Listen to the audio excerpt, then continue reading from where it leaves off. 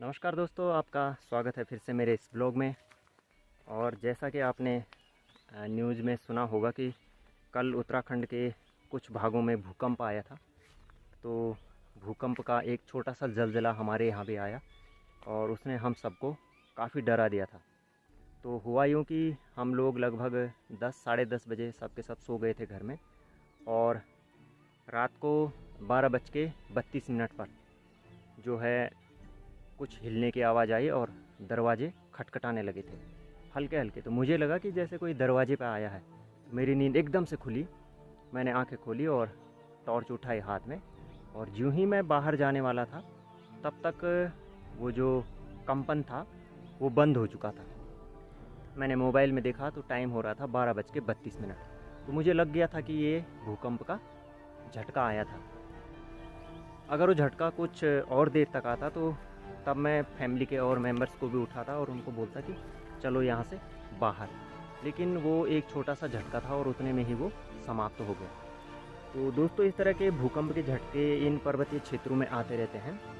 तो ये एक प्राकृतिक आपदा है जिसके बारे में हमें कोई जानकारी प्राप्त नहीं होती है, इसलिए ये हमारे लिए बहुत घातक हो जाते हैं। सबसे मज़े की बात ये सुनिए कि जब सुबह उठ करके मैंने मम्मी और पापा को ये बात बताई कि रात को भूकंप का झटका आया था, तो उन्होंने कहा नहीं, हमें तो नहीं पता।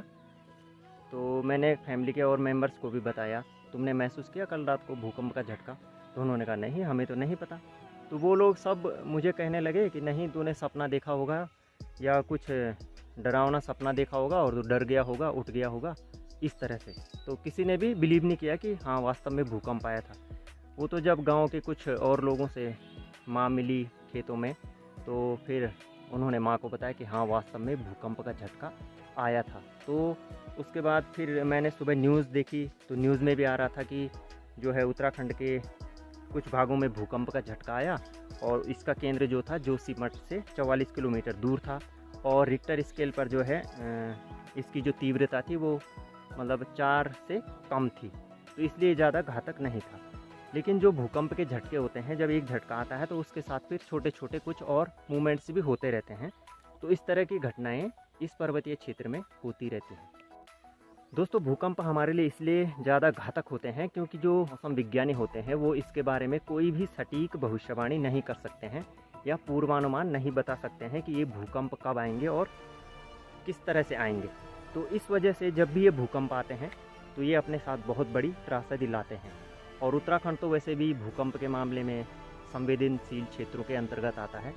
और 20 अक्टूबर 1991 के भूकंप को कौन भूल सकता है, जो कि उत्तरकाशी ज़िले में आया था, और उसकी त्रासदी में जो है 3 लाख से भी ज़्यादा लोग प्रभावित हुए थे और कई गांव इसमें बर्बाद हुए थे। तो वो सबसे बड़ी त्रासदी थी इस क्षेत्र की अब तक की।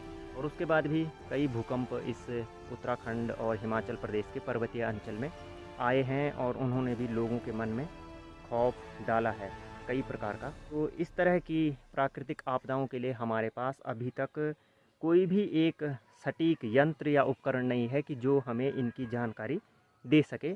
तो इसलिए इनके बचाव का भी अभी कोई साधन नहीं है, क्योंकि यह कुछ सेकंडों का होता है और कहते हैं कि ज़िंदगी के बहुत बड़े घाव दे के चला जाता है। तो दोस्तों, आप लोग भी अपने और अपने परिवार का इस कोरोना काल में विशेष ध्यान रखिएगा।